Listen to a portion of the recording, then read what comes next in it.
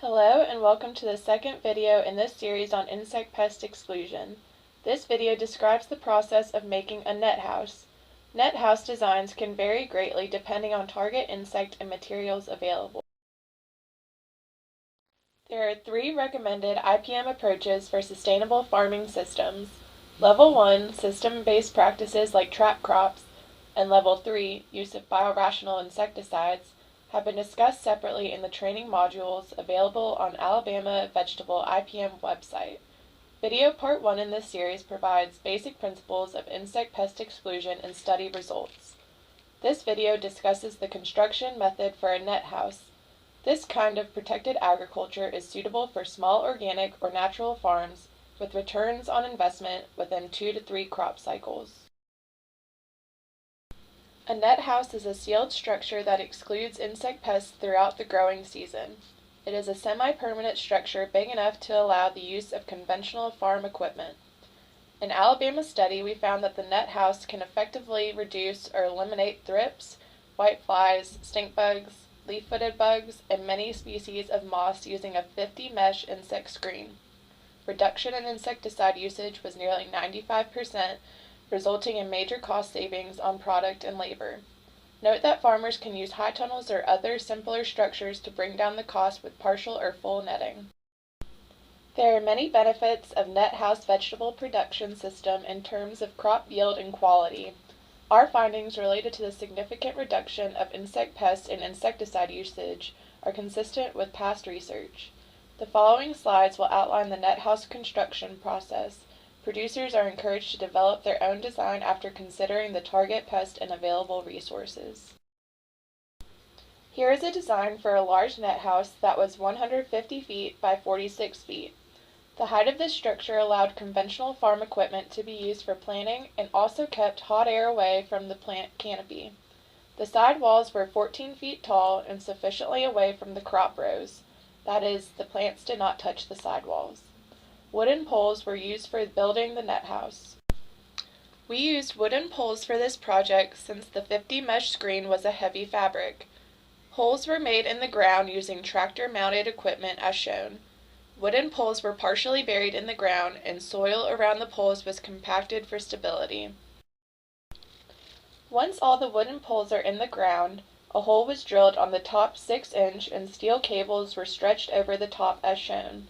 In our experience, frequent storms and strong winds can destabilize a net house, so the steel cables help in sharing weight of the structure.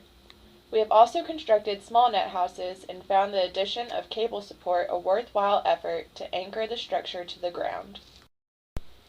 Steel cables on both sides were anchored to the ground. The large roll of insect netting or fabric can be seen on the left.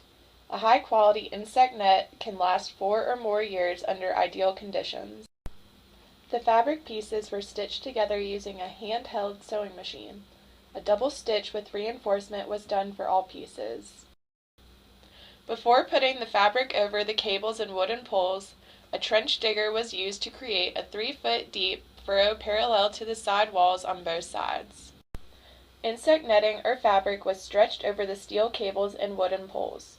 Some other designs, such as U-frames, may make it easier to stretch the fabric and make a net house.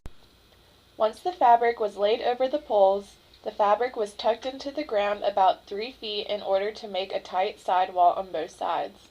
Tight sidewall allows pores to remain open and improves airflow within the net house. Net house can be large to allow the entry of conventional planting equipment as shown in this picture.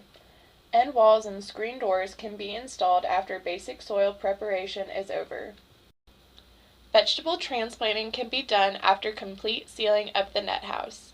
It is important to check transplants for insect infestation if they are grown outside the net house. Limit traffic entering the structure to prevent accidental pest entry through the double doors. Check the entire fabric frequently to detect any tear and repair immediately. Due to high heat condition in the south, a net house will require cooling. A retractable shade cloth can be installed inside to reflect heat. In this case, it was easier to install the shading using the wooden poles and good quality nylon cables. Producers can use fans inside the structure to improve airflow and reduce the pockets of humidity that may cause disease problems. Net house is not the silver bullet solution to all pest problems, but it is a useful technology for sustainable crop production, especially high-value fruits and vegetables. Insect netting can be integrated with high tunnels and other structures in order to provide significant relief from insect pests. Please check video part 3 for low-cost applications of insect net or fabric suitable for small plot-intensive cropping systems. Full results of our net house study is available in multiple formats. Popular articles and bulletins are available on the Alabama Vegetable IPM website. A journal article is also available for those interested. Please consult the lead author or a commercial horticulture regional extension agent for further details. Attend a specialty crop production meeting for hands-on training on insect scouting, IPM, and beneficial insects. We thank the funding agencies, industry partners, and cooperating producers for supporting the Alabama Vegetable IPM program. Please subscribe to the Alabama IPM Communicator newsletter by emailing the lead author.